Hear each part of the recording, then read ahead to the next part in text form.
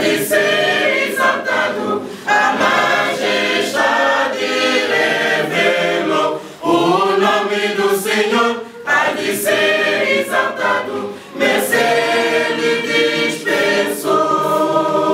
Ó povos, com gozo proclamar e glória lhe otorgar. Exaltar o santo nome. Exaltar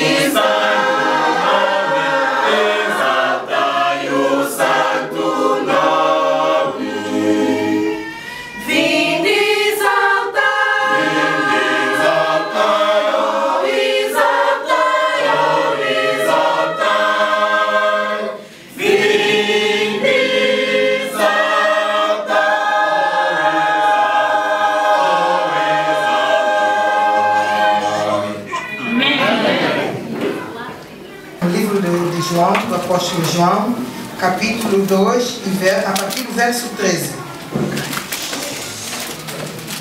É um tema que todos conhecem, mas nunca é demais para nós falarmos de mesmos assuntos, porque o Senhor tem a sua palavra e essa palavra é um amigo.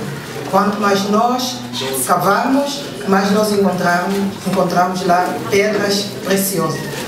É com a mesma reverência que vamos abrir nas nossas Bíblias, no livro do apóstolo João, do Evangelho de São João, capítulo 2, a partir do verso 13. Toma a leitura. Estando próxima a Páscoa dos judeus, subiu Jesus para Jerusalém. E entrou no templo os que vendiam bois, ovelhas e pombas, e também os cambistas assentados. Tendo feito um arrozague de cordas, expulsou todos do templo, bem como as ovelhas e os bois, derramou pelo chão o dinheiro dos cambistas, virou as mesas e disse aos que vendiam as pombas: tirai daqui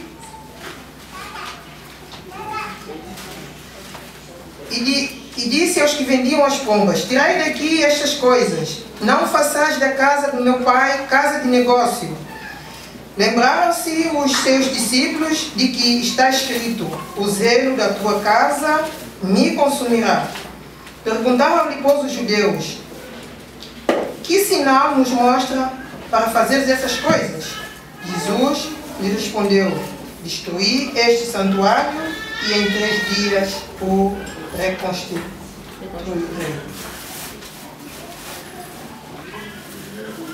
Nós sabemos que Jesus, antes de dar-nos vista ao seu ministério, nós sabemos que ele nasceu, cresceu, ele apareceu apresentou-se na sinagoga, entre os doutores, mas ele não era assim muito conhecido. Antes de ele dar início ao seu primeiro ministério, nós vemos que quando ele saiu das bodas de Canaã, que era o primeiro casamento que ele tinha assistido, ele saiu com a sua mãe e os seus irmãos, a caminho de Cafarnaum. E na estrada eles conversavam, falavam muito da situação em que o país se encontrava. Mal sabiam os que estavam a caminho, porque eles também iam para a festa da Páscoa, que era em Jerusalém, porque lhes foi ensinado que Jerusalém era o sítio onde que os verdadeiros adoradores deviam adorar a Jesus. Deviam prestar o seu culto sagrado. É lá onde eles deviam fazer os seus respectivos sacrifícios. E nós sabemos que antes de Cristo vir a este mundo, os homens, os seguidores de Cristo, quando pecavam, tinham que levar um animal para ser sacrificado, e através do sangue derramado é que as suas orações ou então os seus pecados eram limpos. E então havia muitos na altura da Páscoa que iam para Jerusalém. Jesus, quando ia com a sua mãe e seus irmãos, também ele estava no grupo dos que iam a Jerusalém celebrar a Páscoa. Nós sabemos que a Páscoa, aquilo que eles sacrificavam, para apontar para quem? Mal sabia eles que o verdadeiro cordeiro também estava no meio deles, de caminho para Jerusalém. E então, nós vemos que em Jerusalém, no pátio exterior do templo, as pessoas vendiam os seus bois, os seus animais, para o sacrifício. Eu não sei se cá em Portugal também acontece. Na África, quando assim uma data marcante, quando assim festas, as pessoas aproveitam para fazer o quê? Os seus negócios, para ganhar dinheiro. Até negócios que não dão assim muito lucro naquele dia, vende-se muito e ganha-se muito dinheiro. E então, nessa época da Páscoa, os vendedores dos animais iam até lá, iam misturar-se com os outros que já estavam lá para vender os seus animais, os seus bois, as suas cabras, as suas ovelhas. E então, o que é que faziam? E vinham muitos de vários cantos do país. E outros vinham da terra longínqua. Para além daqueles que vinham de Palestina, vinham outros também da terra longínqua, muito distante. E vinham para também oferecer os seus animais, sacrificar os seus animais. Só que esses que moravam perto levavam os seus animais. Mas aqueles que moravam muito longe não conseguiam levar a pé os seus animais. Então o que eles faziam? Iam lá com o seu dinheiro para comprar os animais que os cambistas vendiam. E aquele dinheiro chamava-se dinheiro do santuário, chamava-se ciclo. O ciclo do santuário. Eu não sei se os irmãos já repararam isso na Bíblia. E então eles traziam, aqueles que vinham de longe, traziam as suas moedas estrangeiras. E para trocar, faziam câmbio para trocar com o ciclo do santuário. E então, o que acontecia? Havia lá barulhos, bois a mugir, aves a cantarem, as moedas a tinir, e também com os gritos dos vendedores. Nós sabemos, para quem gosta de ir para a feira, como é que a feira é. É 5 euros, é 10 euros, e as pessoas põem até micro que é para suar a voz. É mesmo que acontecia lá no pátio do templo. É o barulho, aquele barulho todo juntamente com os cambistas, eles gritavam e faziam daquilo uma feira de negócios. E quando eles faziam essa venda, a venda era repartida. E uma parte era para os sacerdotes. Os sacerdotes enriqueciam com aquilo. enriqueciam com aquilo, com o ciclo do santuário. Tornavam-se ricos e aqueles também que iam vender também tornavam-se ricos. E Jesus a caminho, com os outros que iam celebrar a Páscoa, quando chega e vê aquela situação, ele sobe ao primeiro degrau do pátio do templo e marca lá a presença e não diz nada. E as pessoas que uns gritavam do outro lado, outros gritavam do outro, a Avenida das Moedas, as aves, os bois a mugirem, as cabras a berrarem e os bodes, era um barulho infernal. E aquilo acontecia e impediam os outros, os verdadeiros adoradores, adorarem a Deus. Os barulhos entravam pelas portas, pelas janelas, e aqueles que queriam adorar a Deus verdadeiramente não conseguiam adorar a Deus, porque o barulho dos cambistas, dos vendedores, era muito. E então, Jesus, como verdadeiro cordeiro, que vinha no meio daquela gente, eles não tinham percebido. Mas ele, quando chega, o barulho para. Ele não se identifica nem nada, mas o barulho para. Cessa, o barulho cessa. E então as pessoas começam a olhar. Quem é aquele que está ali à frente, em pé, e não diz nada? E ele olha para aquela multidão dos cambistas e começa a ver um por um, como se tivesse a ler a alma de cada um. O Espírito de Profecia nos diz que cada um sentiu perante o pobre Galileu. Viram aquele pobre Galileu? Porque em Isaías nos diz que quando Isaías profetizou a vinda de Cristo, o que ele disse? Não tinha parecer nem formosura para que alguém desejasse. Era o mais indigno de entre os homens. Enquanto os outros tinham modas, andavam bem vestidos, os senhores rabis andavam pelas ruas, seus sacerdotes, com vestes de marca, de certeza que uns eram Made Palestina, Made Jerusalém, essas roupas de marca.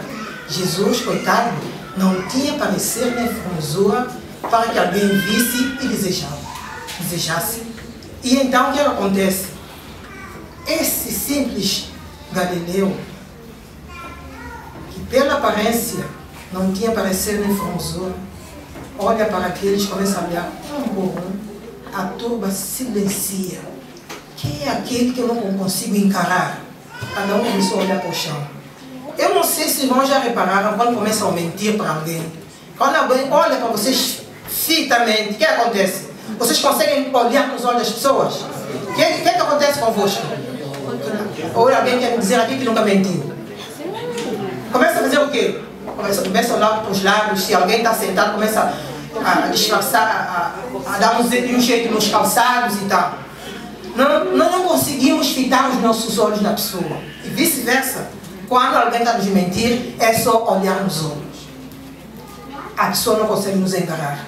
É só nós estarmos atentos para vermos esse pequeno pormenor.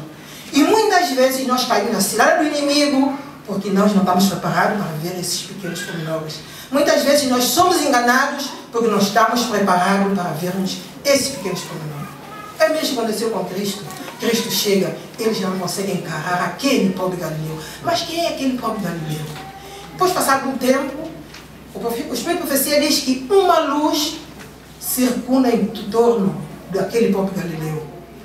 Eles sentem como se eles estivessem perante um raio-x. Eles sentem que alguém está a ler a alma deles. E Jesus, ao entrar, viu um chicote e apanha aquele chicote. E quando levanta aquele chicote, diz que parecia para eles como uma espada inflamada. Nós sabemos que uma espada é afiada frente e trás. Quando tiver que cortar, não poupa. É como se fosse uma espada inflamada. E então, Jesus disse, chega desses câmbios, chega desse negócio. A minha casa será chamada a casa de oração para todos os povos. Nós vemos que quando Moisés estava a pastar o rebanho do seu sogro-jeto, ele viu uma sarça arder. A sarça é um arbustozito verde. Aquilo ardia, mas não se consumia, não se queimava. E o que ele ouviu que ele ouviu no meio daquela sarça, no meio daquele fogo?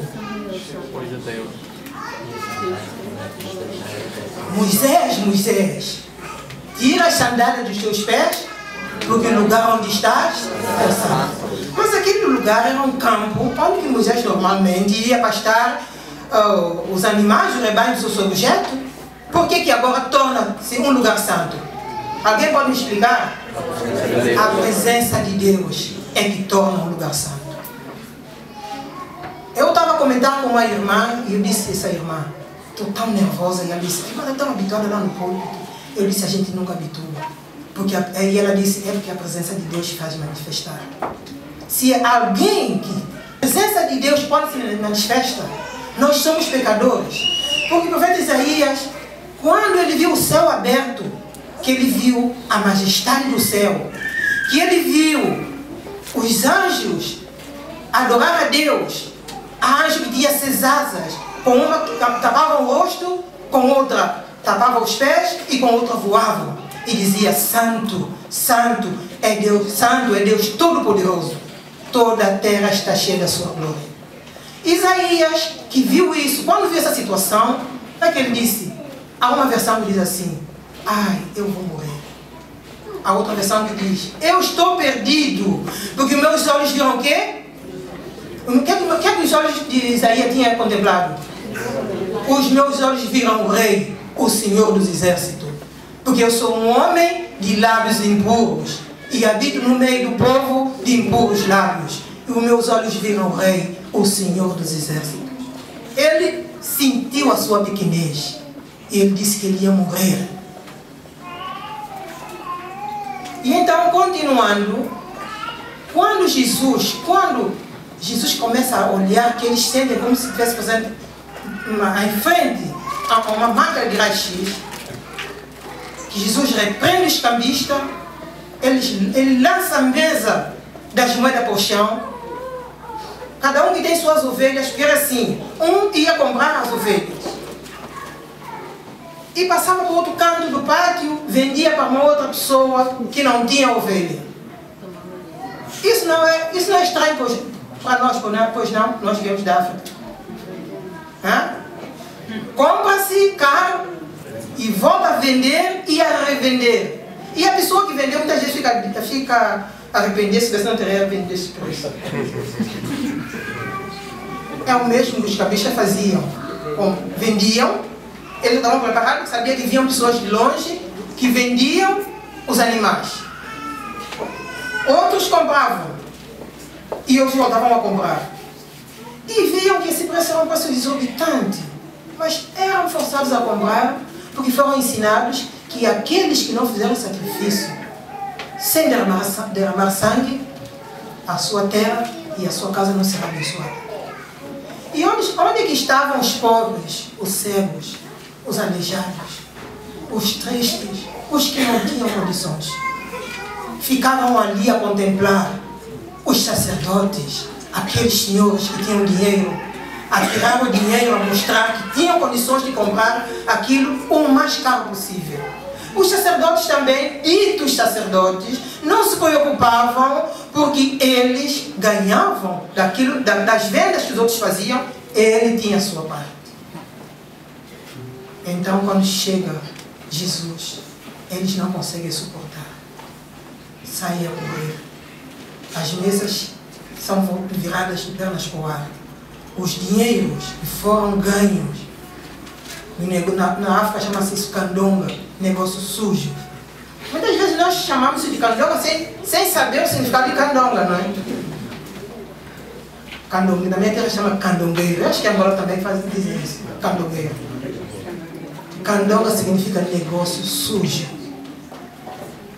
Muitas vezes na África, nós uma vez um irmão pregou que fazem calcinha, pega numa caneca de leite, batem assim, que é para fazer um alto. Depois, quando alguém vem comprar, já está aqui o arroz cheio, e quando chega em casa a pesar, é uma tristeza para quem tem muitos filhos. É uma tristeza para quem tem muitos filhos. São Deus ganha, mas Deus que sujo, negócio sujo. É o mesmo que os cambistas faziam.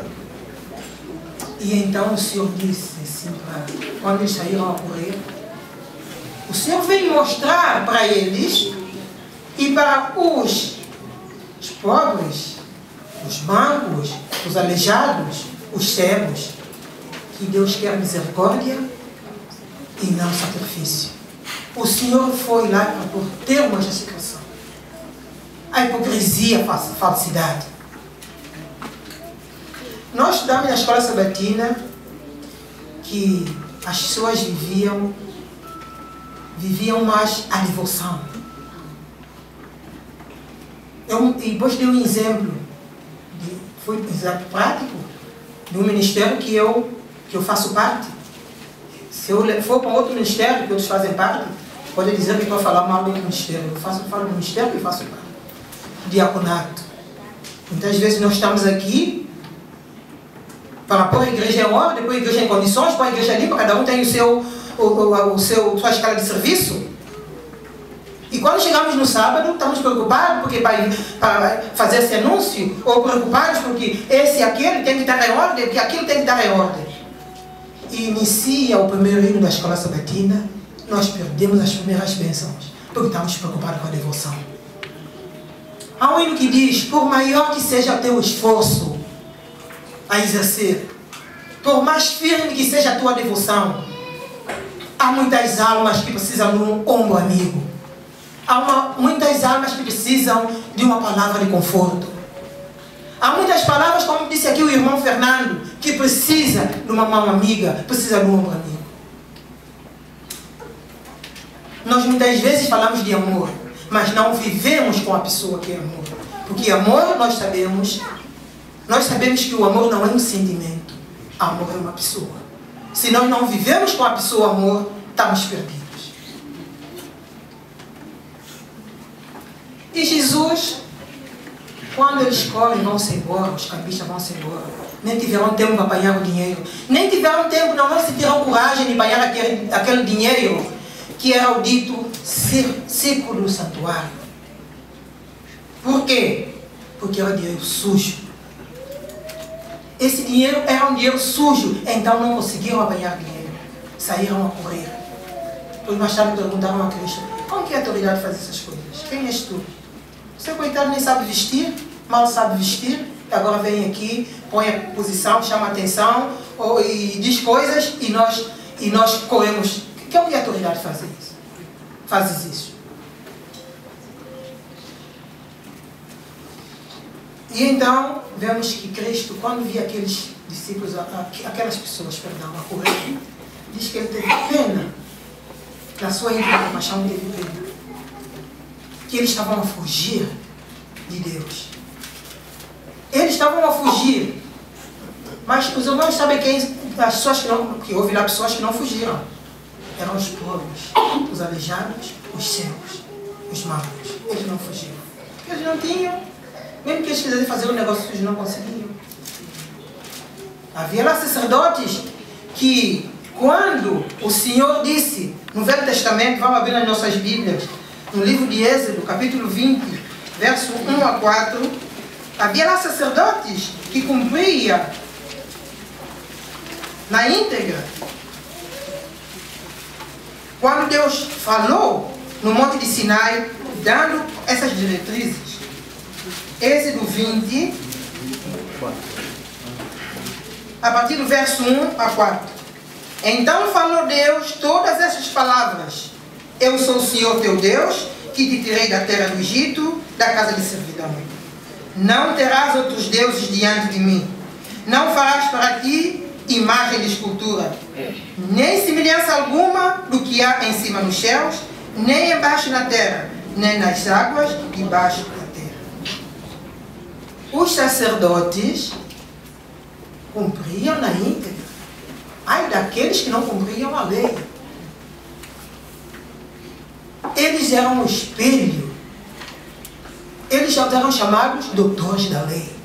Eles é que ensinavam, preparavam os outros para ser futuros rabis. E então, são eles mesmos que violavam esses mandamentos. São eles mesmos que esperavam o resultado do negócio sujo para receber um dinheiro no ciclo do santuário.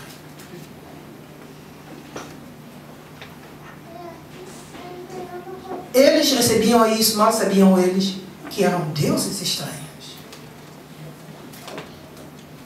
Mal sabiam eles que aquilo eram deuses falsos. Mas eles cumpriram na íntegra. Não farás para ti imagem de escultura, nem alguma semelhança do que é em cima dos céus, nem embaixo na terra, nem nas águas debaixo da terra. Não te encurvarás a elas, nem as servirás, porque eu sou o Senhor. Eu sou esse Senhor que quando manifesto num lugar, eu torno esse lugar o quê? Santo. Mas vós tornais a minha casa, disse Jesus, a casa de negócio.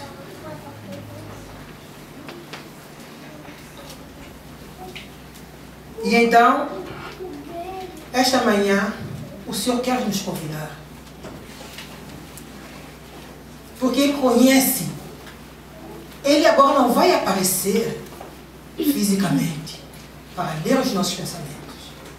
Para cada um sair daqui a correr, porque está aqui presente o dono do universo. Diz que quando Cristo olhou, eles olharam, a sensação que a multidão teve é que eles estavam perante um dono do universo e estavam com a sensação da vinda de Cristo.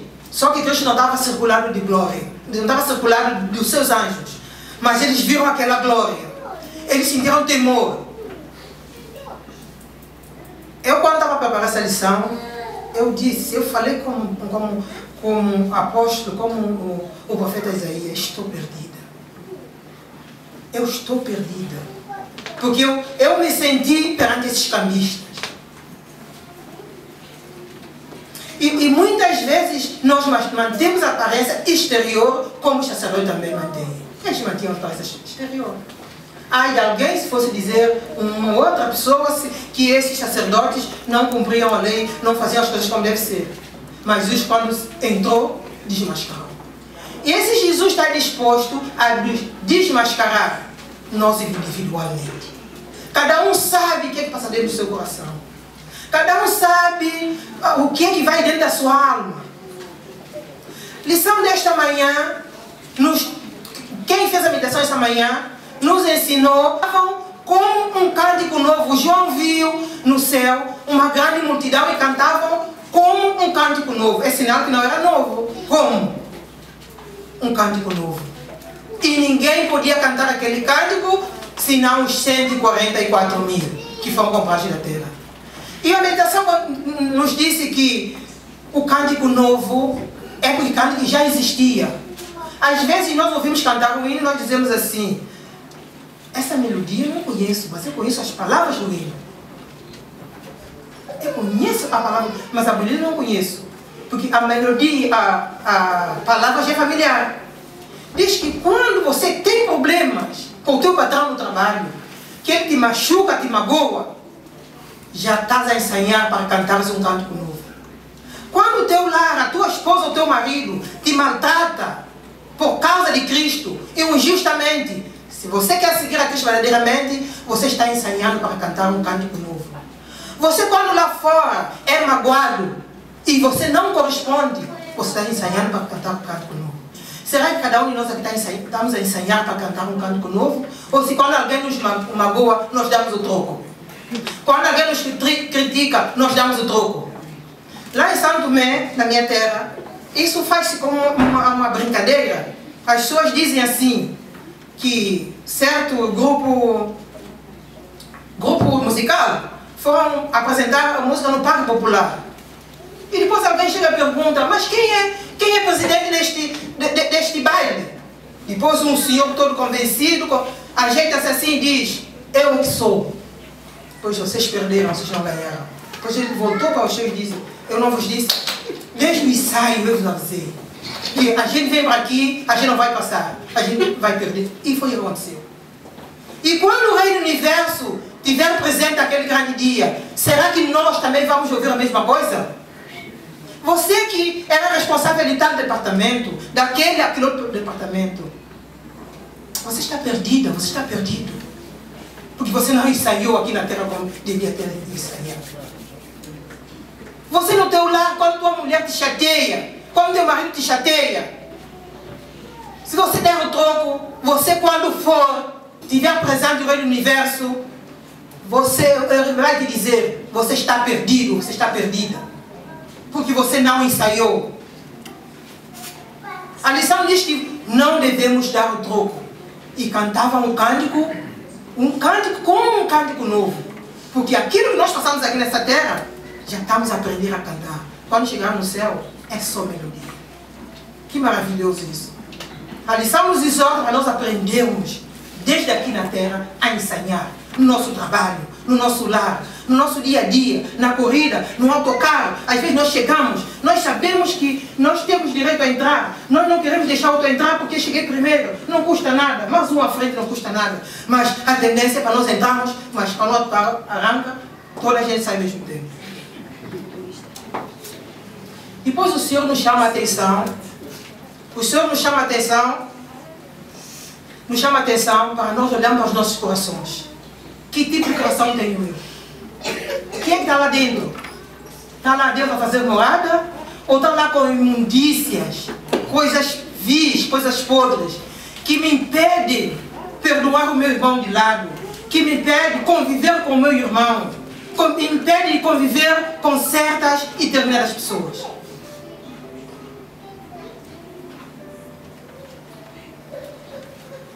Agora só vamos ver, só um pouquinho, como é que funciona o nosso coração. Este é o coração do homem. Nós vemos o anjo aqui, atrás do coração, aquela pomba que significa o quê? Espírito Santo. Quem está aqui no meio, não sei se os irmãos conseguem descrever. Satanás. Ao lado está um porco, está um bode, está um pavão, está um animal feroz, está uma cobra e rã. Nós não vamos entrar em pormenor, porque se entrar em pormenor, o que significa cada coisa, nós vamos sair daqui hoje. Satanás é que é chefe de tudo isso. Nós vemos que o pavão significa o orgulho do ser humano. Quando Satanás pecou no céu, o orgulho é que levou aqui na terra, e nós, todos nós que somos orgulhosos, fazemos parte do inimigo. Bode, mal cheiroso, nós vemos que ele contamina o ambiente onde ele está com seu cheiro incontrolável. Porco, um animal imundo, é aquele animal feroz, é cobra, que vemos que tentou a serpente, tentou Eva e Adão no jardim do Éden. E será que cada um agora vai analisar, isso é meu coração, como é que é? Ou não é? O meu coração é assim, nessas situações. Cada um que conhece o seu coração vai analisar se na realidade é esse o seu coração ou o seu outro. Vamos passar para o segundo quadro. A pessoa aceita Cristo e então o Espírito Santo começa a se manifestar. Porque o Senhor diz, eis que estou à porta e bato. Se alguém ouvir a minha voz e abrir a porta, entrarei em sua casa e serei com ele. O Espírito Santo está a entrar. Nós sabemos que a mudança não é de uma hora para outra, vai ser aos poucos. O Espírito Santo entra, Satanás começa a desaparecer, o anjo de Deus começa a repreender esses bichos imundos todos, começa a sair devagarinho, para que o Espírito Santo possa tomar lugar. Agora vamos ver que com a entrada do Espírito Santo não entrou na totalidade. Agora vai depender deste homem, se ele vai continuar deixando, ou se vai parar por aqui, ou se vai voltar atrás. O terceiro quadro. O terceiro quadro. Nós vimos que ele deixou entrar. Está aqui os animais impuros aqui fora. Está aqui Satanás. Mas como ele ataca sem parar, eles não vão desistir. Eles vão ficar aqui em volta. É por isso que ele diz que e sem cessar, vigia a cada instante. Que o inimigo ataca sem parar. Mas só com Jesus em comunhão constante. Só em comunhão constante. Eles mantêm aqui fora. Já não conseguem entrar porque o Espírito Santo está ali dentro. A seguir, solto 4.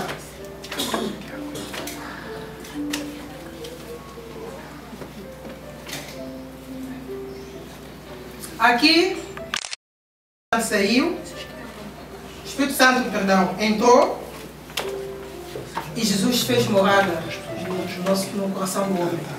E quando ele diz que se alguém ouvir a minha voz e abrir a porta, entrarei em sua casa, com ele cearei e ele comigo. E ele diz, eu sou a videira verdadeira. E o meu pai é o quê? É o lavrador. Toda vara que em mim não dá fruto, essa tira e limpa. E limpa toda aquela que dá fruto, para que dê mais fruto. Aqui está a videira. A vara foi, aquela vara que não deu fruto foi limpa. O Espírito Santo entrou. E Jesus fez morada no coração. Inimigo já não tem poder sobre este coração. Porque o Espírito Santo está fazendo morada. Amém. Com a presença do Espírito Santo. Que o Senhor nos ajude. Que o Senhor faça nos compreender. Que para nós vermos a situação no nosso coração. Ver que coração perante esses quadros passaram aqui. Ver como é que é o meu coração. Se é o primeiro. Se é o segundo. Se é o terceiro quadro. Agora eu vou analisar se eu não estou nessas condições. Se eu não estou fazendo parte da videira verdadeira, eu devo pedir ao Senhor. Porque esses animais que estão dentro do coração não são fáceis de sair. Só com Jesus é comum gostar. Deus nos ajude e que o Senhor abençoe a meditação da sua palavra. Amém.